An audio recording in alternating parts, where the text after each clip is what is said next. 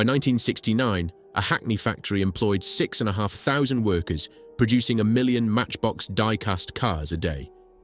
From 1973, the same company launched plastic model kits molded in 2 and 3 colors of plastic, kits that needed no paint and gave Airfix the worst fright in its history. Then the die-cast empire that paid for it all collapsed. Hot Wheels had destroyed the American market. £20 million of debt dragged the company into receivership in the summer of 1982, and the kit molds were sold to Revel in Germany. Today, 209 flats stand where the factory stood. Not through one disaster, through a toy car from California, a British recession, and £20 million of debt that pulled a healthy business under with it. Chapter 1. The Rifleman. The story begins, as the best British industrial stories often do, with almost nothing at all. On the 19th of January 1947, a date so close to peacetime that bread was still rationed, 2 unrelated men, who happened to share a surname, pooled roughly £600 of demob money and savings, rented a derelict, bomb-damaged pub called the Rifleman on the borders of Edmonton and Tottenham, and bought a hand-operated die-casting machine. Leslie Charles Smith had been an export buyer for a die-casting firm before the war. Rodney Smith was an engineer who'd spent the conflict in uniform and come home to a foundry job in North London. They'd been school friends since boyhood. Neither had any idea what the company was going to make. The name was simply a portmanteau of their first names, Les and Nay, with products tacked on because it sounded like something a proper firm would have on its letterhead. They paid under £10 a month for the Rifleman, which still had its saloon bar and its blast damage, and they started taking in whatever orders they could get. Ceiling hooks, alarm clock components, parts for cars. Within weeks, Rodney introduced Leslie to the third man, who would matter most. Jack Odell had been thrown out of school at 13. He'd drifted from cinema projectionist to van driver to estate agent's clerk before enlisting in 1940, serving first in the Royal Army Service Corps and then in REME, the Royal Electrical and Mechanical Engineers, where he spent 5 years in North Africa and Italy, maintaining transport and armoured fighting vehicles, ending the war as a sergeant. On a private's 3 shillings a day, he'd run a black market sideline, repairing Primus stoves in Cairo and Alexandria, saving £300, enough to get married on. By his own description, he was a born engineer, but too bloody-minded to last long as anyone's employee. He'd bought 6 surplus die-casting machines for £60 the lot, and was looking for somewhere to put them after Edmonton Council refused to let him run them in his mother's basement. The Rifleman had room. Odell took space, then a partnership, all in 1947. Leslie's very first products weren't toys. They were industrial die castings, fishing bait presses that compressed bread into pellets for British coarse anglers, and components for a cap gun manufacturer, a contract that arrived almost by accident in late 1947 and pointed the 3 ex-servicemen towards their destiny. When industrial orders thinned in mid-1948, they filled the dead time making their own toys: a die-cast road roller, a cement mixer, a Caterpillar tractor. These were simple things, roughly finished, sold for pennies through local shops. The first real commercial gamble came in 1953. A model of the Royal State Coach, timed to coincide with the coronation, sold over 1 million units. Rodney Smith had already sold his 3rd share to Leslie and Jack in 1951, convinced the company had no future. He walked away 2 years before the money arrived, and then there was the Matchbox. The name's origin has been told and retold until myth has nearly swallowed fact. The most popular version says, Odell's young daughter Anne attended a school that only allowed toys small enough to fit inside a matchbox. The historian Nick Jones, in his definitive account, offers a different story, that Annie had been bringing home spiders and creepy crawlies in a matchbox, and Odell promised to make her a proper toy that would fit in one if she'd stop. Either way, the result was a thumb-sized brass road roller, painted green and red, packaged in a replica Matchbox sleeve. It became Matchbox No. 1 in the new 175 miniature series of 1953, and a derelict pub in Edmonton had just given birth to the most recognised toy car brand on earth. Chapter 2. 1 million cars a day. The growth that followed was the kind that doesn't happen to companies founded in ruined pubs, except that it did. By 1959, Leslie had outgrown the Rifleman and a chain of small Hackney premises. By 1963, it had completed its great concrete factory on Lee Conservancy Road beside the canal, facing Hackney marshes, 6 stories of unornamented slab set on the inside of a bend in the canalised River Lee, its upper windows looking east across the marshes and the dog track grandstand of Hackney Wick Stadium. Leslie Smith had hit on something brilliant. Where dinky toys sold through specialist toy shops at premium prices, Leslie sold at 1/3 the cost through Woolworths, newsagents, even sweet shops. A child with 6pence could walk into a post office and walk out with a Matchbox car. That pricing decision built an empire. By 1966, the workforce stood at 3,600, the largest employer in the London borough of Hackney. Both Leslie Smith and Jack Odell received the OBE in 1968. The following year, daily output passed 1 million die-cast vehicles, and the payroll had swelled to roughly 6,500.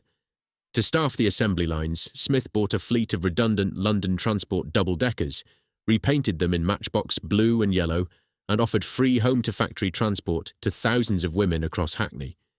Workers like Mary Anderson, who took a part-time night shift quality control job in the mid-1960s once her children had had their tea, set off each evening for the Leslie bus. Len Mills, a tooling and engineering manager, put it simply. It was like a family. Leslie was not so much a job as a way of life. Inside those walls, the air was thick with hot zinc, mineral oil and mold release wax. The high-pressure die-casting machines slammed molten alloy into chrome-faced molds with a hiss of compressed air and a clink of fresh casting falling into the bin beneath. A morning at Mabley Green in 1968 would have shown 24 blue and yellow double-deckers queuing at the factory gates to disgorge perhaps 800 women onto the early shift. It was a defining feature of East London's industrial skyline, and it was about to be challenged by a toy car from California. In 1968, Mattel launched Hot Wheels, low-friction, polished axle, Spectra flame-painted cars that were faster, gaudier, and unmistakably American. The effect on Leslie's enormous US market was immediate and devastating. Leslie's response, the 1969 Superfast range, required wholesale retooling of the entire 175 line at ruinous expense, and the new wheels didn't save the American business. By the early 1970s, the company that had dominated the world's pocket money was hemorrhaging revenue from its single most important export market. The board needed a way out, and in a plastic products division on the upper floors of the Hackney complex, someone was already moulding one. Chapter 3. The Kitchen Table Spitfire. The idea was deceptively simple, and it changed the rules of the British kit industry overnight. In late 1972, Leslie's plastic kit division opened for business. The first catalogue was unveiled in early 1973, and the inaugural release was PK-1, a Hawker Fury biplane in 1/72 scale, an unusual choice ahead of the obvious favourites. PK-2 was the Spitfire Amamsky-I, PK-5, a Dornier Alpha jet. By 1975, some 20-plus aircraft kits sat in shops across Britain at 23 pence apiece, squarely in pocket money range. But what mattered wasn't the price. What mattered was the plastic. Every Matchbox kit in the smaller purple range was moulded on 2 different coloured sprues, one approximating the upper surface camouflage and the other the underside tone. Open a Spitfire box and you'd find one sprue in dark green and another in earthy brown. Snip the parts off, glue them together, press the decals on, and the model on your bedroom shelf by bedtime already looked broadly correct. The larger orange range kits, the BAC Jaguar, the Buccaneer, the Phantom, used 3 colours. A child could build an aeroplane that actually resembled an aeroplane on a kitchen table with nothing more than a tube of Britfix and a cup of water for the decals. Airfix, by comparison, gave you a kit moulded entirely in soft pale grey or silvery blue and required paint, brushes, a steady hand and patience, the very things 8-year-olds notoriously do not have. 3 further design signatures set the range apart. The tooling engineers had pioneered in mass-market 172 the recessed panel line, engraved rather than raised, at a time when most Western kit makers still used raised lines. The armour kits came with small diorama bases, a ruined building, an earthwork plinth, something that gave the finished tank immediate context, and every aircraft kit included a multi-directional posable stand that put Airfix's static, fixed stands to shame. Then there was the box art. From 1973 onwards, almost every Matchbox box was painted by Roy Huxley, a freelance illustrator born in Bedfordshire in 1940, commissioned through the Tudor Art Agency. Huxley's near-impressionistic gouaches were spectacular, bow fighters spitting cannon fire, Stranraer flying boats banking against a sunset, Lancasters caught in searchlight cones. They were action paintings in the truest sense, and alongside Roy Cross's quieter work for Airfix, they became the defining visual idiom of the British kit industry's golden age. Huxley would go on to win the Guild of Aviation Artists' Aviation Painting of the Year 3 times. A child encountering a Matchbox kit for the first time experienced something particular. The box had a chunky cellophane window in the back. You could peer in and see the coloured sprues before you'd spent your pocket money. That window was a marketing weapon because the colour was the whole point. Tearing open the plastic bag released a bouquet of warm plastic sweetness, fresh polystyrene, the ink and paper smell of the glossy multilingual instruction sheet, the faint sourness of the decal sheet. Shaking the box produced the dry rattle of 2 coloured sprues against the cardboard. The diorama base, in the armour kits, gave a heavier thump. It was a complete, encapsulated childhood ritual, and Matchbox distributed them where children actually were.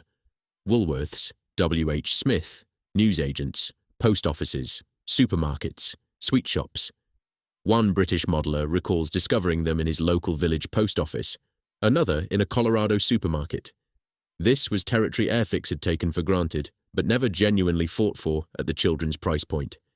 By 1979, the range had expanded into 172 aircraft across both the purple and orange ranges, 1-76 armour, the Sherman Firefly, the Comet, the Panther, the Jagdpanther, the Panzer III, the Humber, the Puma, the M24 Chaffee, plus 1-700 warships, 1-32 large-scale aircraft, plastic figure sets directly competing with Airfix's classic ranges, and 1-25 American car kits acquired through the AMT Corporation purchase of 1977. By the time production wound down, the catalogue numbered well over 200 unique tools. The subjects Matchbox chose told their own story. The Handley Page, Hayford, the Vickers Wellesley, the Heinkel He-70, the Saro Lerwick, the Supermarine Stranraer, the Westland Lysander. These were aircraft no other manufacturer had ever bothered to tool, obscure, beautiful machines that gave the range its enduring collector value. A modeller who wanted a 172 Stranraer in 1978 had precisely one option, and it came in a box with a Roy Huxley sunset on the lid and 2 coloured sprues inside. Chapter 4. The Trenches. It was during these peak years, 1975 to 1981, the range at its largest and most ambitious, that the argument began, and it hasn't stopped since. Matchbox's recessed panel lines were, by any honest measure, dramatically overscale, several times too deep, sometimes wide enough that filling and rescribing became standard practice for any serious build. Adult modellers christened them the trenches, and even by the 2020s the phrase endures. A modeller comparing panel lines will say, one looks like the Matchbox Spitfire, and everyone in the room knows exactly what that means. But here's the thing the purists never quite resolved. In strict scale terms, an exact panel line on a 172 aircraft would be invisible to the naked eye. The brain reads perfect accuracy as wrong. Matchbox's deep lines were unrealistic, but they looked right to the human eye, especially under a wash of dilute paint, which settled into those grooves and made the surface come alive. They were theatrical models, designed for children, designed to look correct at arm's length rather than under a magnifying glass, and for a generation of 8-year-olds learning to use a paintbrush for the first time, they were revelatory. As one British modeller put it decades later, whilst these may be overscale, it was with Matchbox kits that I first cut my canopy painting skills and learned the art of masking, with sellotape applied after a spell on my greasy palm. The head-to-head confrontations with Airfix were by now impossible to ignore. Spitfire against Spitfire, Airfix's old kit in single grey plastic with raised lines and a static stand, Matchbox's PK2 in 2 colours with recessed detail and a posable stand, Hurricane against Hurricane. The 1-32 BF 109E, widely admitted even by Airfix loyalists to be the only large-scale EML with recessed lines of its era. Lancaster, Wellington, Mosquito, Mitchell, Matchbox produced them in 1T72 deliberately to challenge Airfix's traditional strongholds, and the Wellington's moulded geodesic structure has, hobbyists still insist, never been bettered at any price. Airfix magazine, published by Airfix's own promotional arm but editorially independent enough to be honest, reviewed Matchbox kits regularly from August 1974 onwards, sometimes scathingly, sometimes with open admiration. The wrong tailplane dimensions on the PK Canberra became notorious. It later emerged that Matchbox's design office had trustingly copied the official Canberra technical manual, which was itself wrong. But at the cash register, where it mattered most, the coloured plastic was winning children's pocket money. Airfix's response was sluggish. Its tooling was ageing, its catalogue conservative, and its parent company already overextended into baby products, electronics, and Meccano.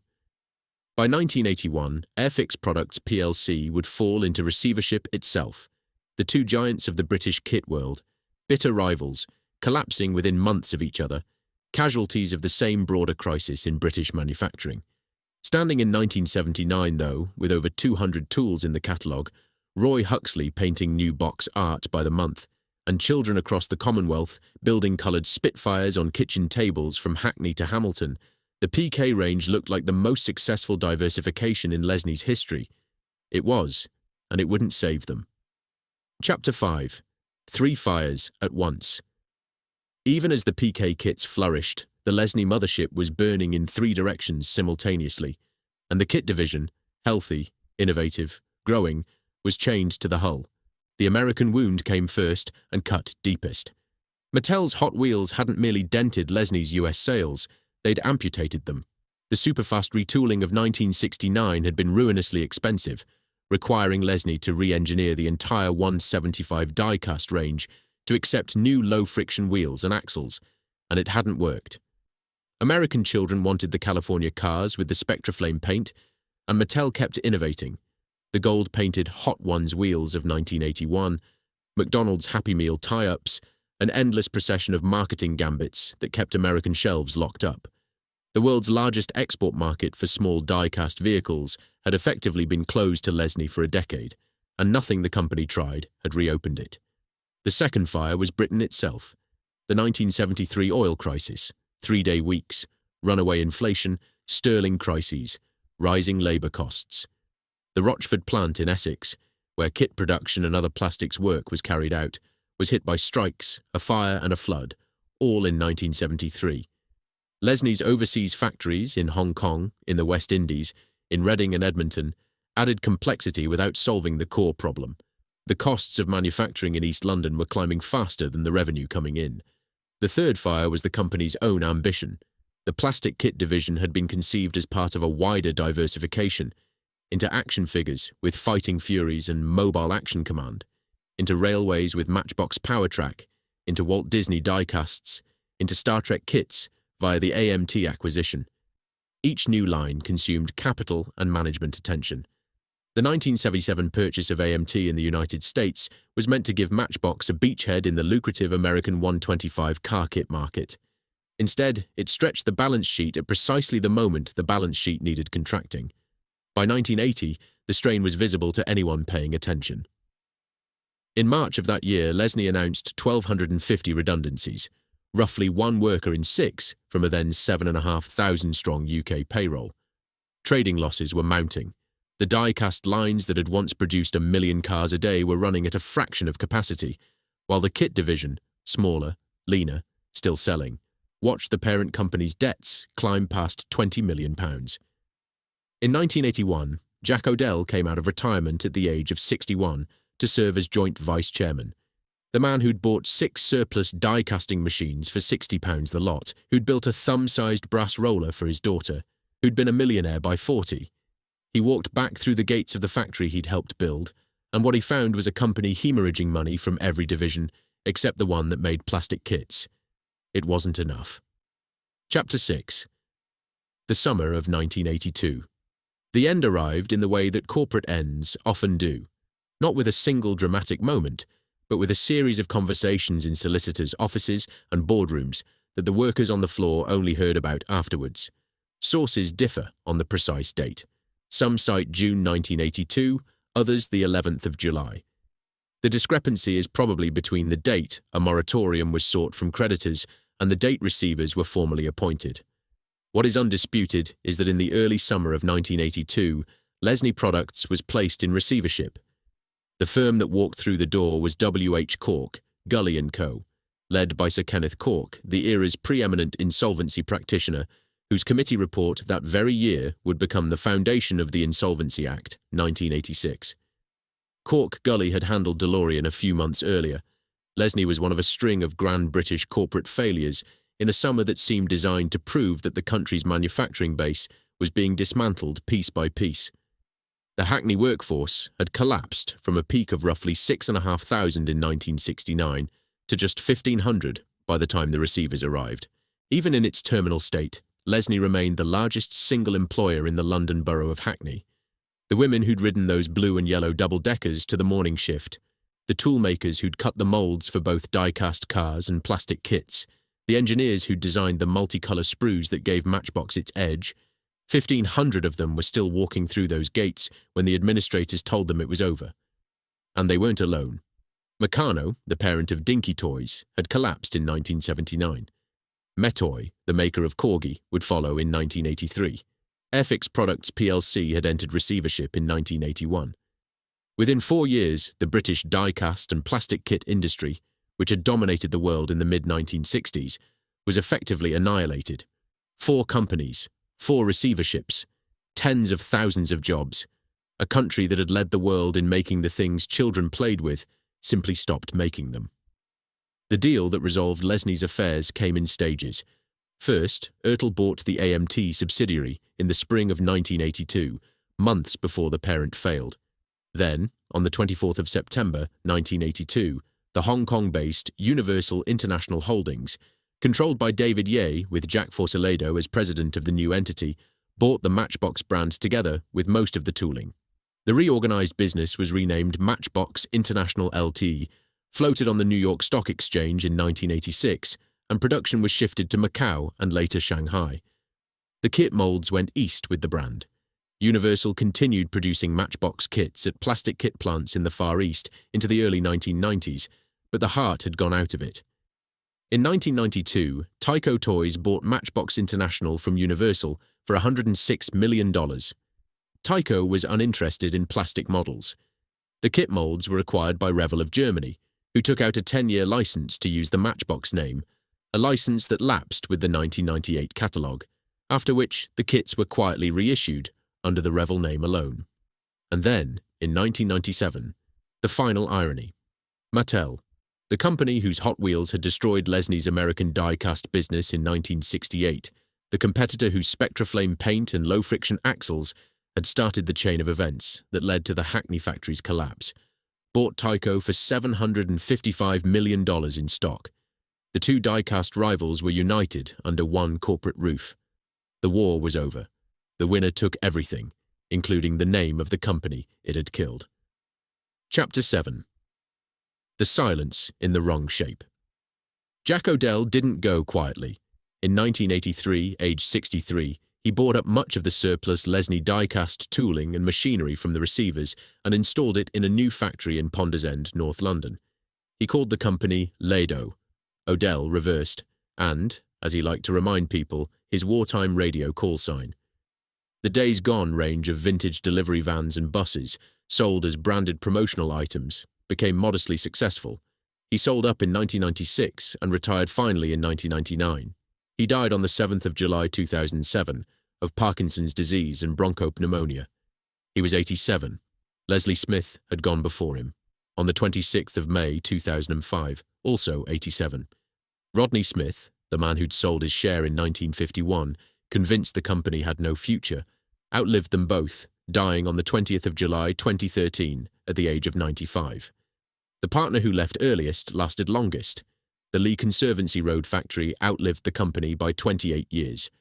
After 1982, it was used intermittently for light industry, then stood derelict through much of the 1990s and 2000s, a concrete shell beside the canal, its windows broken, Budleer pushing through the loading bays, Foxes where the die-casting machines had stamped out 1 million cars a day. In 2009, Hackney Council granted planning permission. The factory was demolished in 2010. In its place rose Matchmaker's Wharf, 209 new flats in 2 buildings, including a 15-story tower overlooking the Lee Navigation and Hackney marshes, with 3,500 square metres of commercial space and 49 affordable, purpose-built artists' studios, the first such studios in Hackney, managed for the charity Acme Studios. Inside the gallery, mural-scale paintings of women in 1960s Lesney, overalls examining tiny die-cast bodies, are painted directly onto the walls. Video monitors play oral history clips. A public sculpture commemorates the first and last Matchbox car made on the site. The building now sits at the entrance to the Queen Elizabeth Olympic Park, a historical compression nobody who worked the night shift in 1969 could have imagined. The fate of the workers lives mostly in online comment threads and local history archives. Margaret Dipchund, looking for traces of her father. Leonard Gilderslev, who started in 1968 as an assembly line setter and stayed for 10 years. Maurice Pereira, who worked in the plastics department and took home the rejects for his stepdaughter. Names attached to fragments of memory, scattered across the internet like parts shaken loose from a sprue. Chapter 8. Molds that outlived their makers. The kit molds live a strange afterlife. Revel of Germany continues to issue selected former Matchbox kits, the STI KFZ, 234-2 Puma, the M24 Chaffee, the Comet, the Humber Mackay 2, the Jagdpanther, the Char B1 BIs, the Flower-class Corvette, the Wellington, the Heinkel Has 70. The original tools, in some cases more than 50 years old, are still producing plastic in 2025. The small swastikas have been removed from the diorama bases under German law. The Roy Huxley box art has been replaced by modern artwork. The Matchbox name appears nowhere on the packaging. A buyer in Hamburg or Stuttgart picking up a Revel Puma has no way of knowing that the steel mold pressing out those sprues was cut by toolmakers in Edmonton, tested on injection lines above a Hackney die-cast floor that shook with the rhythm of zinc being slammed into chrome-faced molds, and marketed by an East London firm that painted its double-decker buses in blue and yellow to bring the women of the borough to work. The collector market has appreciated steadily. Rare large-scale boxings, the 132 Spitfire Mach 22-24 with Griffon engine, the 132 de Havilland Venom, command premium prices. Frederick Carbonell's 2010 book, The Story of Matchbox Kits, remains the definitive corporate history of the division. Roy Huxley's box art legacy was finally documented in The Golden Years of Matchbox Art, a large-format hardback compiled with Huxley before his death in early 2025. The most comprehensive visual archive of a brand that sold millions of kits on the strength of a gouache painting and a cellophane window. The broader British plastic kit industry never recovered. Frog had closed in 1976. Airfix bounced through General Mills, then Humbrol, then administration in 2006, before Hornby finally acquired it, the only one of the great British kit names still in significant production today. Kitmaster, Aurora, Kellogg's promotional kits, all gone. The country that invented the pocket money plastic model made its last original contribution to the form sometime in the early 1980s and has been repackaging memories ever since. Chapter 9. The Psychic Distance. The tragedy of Matchbox kits is structural, and it's the kind that hurts most because it didn't have to happen. The PK division did everything a small business is supposed to do. It identified an underserved market, children who couldn't paint. It invented a genuinely new product, multicolour pre-coloured plastic sprues. It hired the best illustrator it could find. It cultivated a distinct visual identity, the deep panel lines, the diorama bases, the posable stands, the action-packed boxes. It distributed shrewdly through the mass-market shops Airfix had ignored. It grew its catalogue to over 200 unique tools in less than a decade. By every conventional measure, the kit division was a successful product line, but it was a small division inside a large, indebted, technologically obsolete die-cast manufacturer. And when the parent company hit the wall, the kit division went over the wall with it. One British modeller, writing decades later, recalled how it began for him. The coloured sprues glimpsed through that cellophane window in a village post office, the 23 pence counted out from a pocket, the smell of fresh polystyrene on the kitchen table, and the Huxley painting propped against the sauce bottle for reference. A finished Mirage, bright sandy brown straight from the box, balanced on a child's bookshelf next to a grey Airfix Spitfire that had needed 3 coats of Humbrol enamel and a weekend's patience. The distance between those two models, one painted, one not, is the entire subject of this story. The moulds that made the Mirage are still cutting plastic somewhere in Germany. The factory that housed the machines is 209 flats beside the Lee navigation. The women who rode the blue and yellow buses to the morning shift are grandmothers now, if they're still here at all. And the panel lines, the famous trenches, the ones that started arguments in modelling clubs in 1975 and still start them in 2025, are still too deep, still too wide, and still somehow exactly right.